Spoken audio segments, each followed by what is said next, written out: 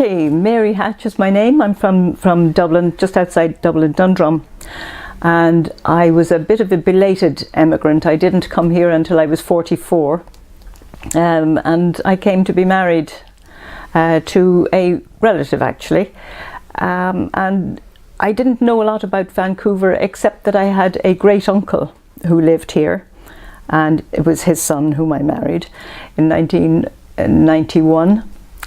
And when I came here, I thought, wow, there are Irish everywhere, I'll find Irish people. But it took me some time to find Irish people. And it was like, I felt at times as if everybody in my life had died and I was the only one left, because of there was a time difference of 8 hours. And so you couldn't phone home when most people were awake, because, you know, I came home from work in the evenings and it was 1 a.m, as well as which it cost $1.20 an hour to phone Ireland. And it took 10 days for a letter to get from Ireland to here, and then another 10 days for something to go back. My Irish Times, when I got it, was 10 days old. So it was very much a feeling of being cut off, and it was a while before I found anything related to Ireland. And there was the Celtic Connection newspaper, of course, which was a valuable link to people I didn't know who were Irish, but I felt at least that there was something here. And then I heard that a group of people were starting the Ireland-Canada Chamber of Commerce, and I joined that, and in the hopes of getting a job with somebody Irish maybe. And I became a member of that, and almost immediately was on their board and got involved in organising the Emerald Ball every year and various things like that.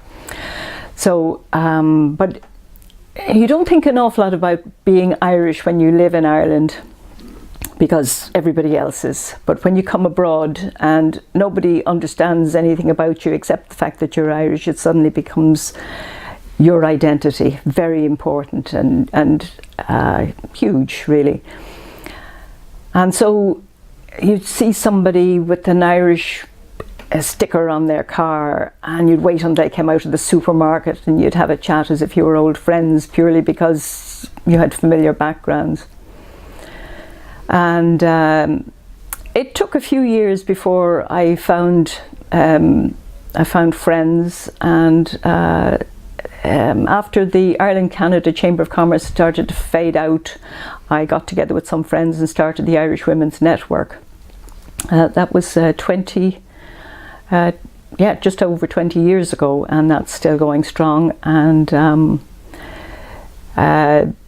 still connecting women. But in recent years, we've had, you started to hear, after the collapse of the banking, the banks and the economy at home, we started to hear Irish voices all over the place. And it wasn't a case of, you wouldn't stop now to say hello to people just because they sounded Irish, because it was a refreshing change. There were young people who were Irish, and at the same time we felt concern for them, because you felt that they were compelled to leave the country.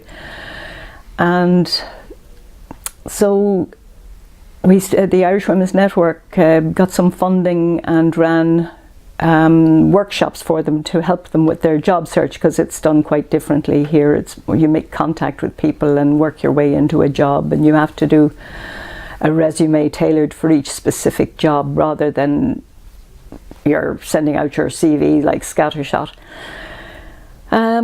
So things have changed quite a bit in that respect. There are a lot of young Irish people around, and they are, gosh, they're so smart and well educated. And it was a pleasure really to meet them and feel proud of what your country had done for them, even though you felt embarrassed about the way Ireland had let them down in a way.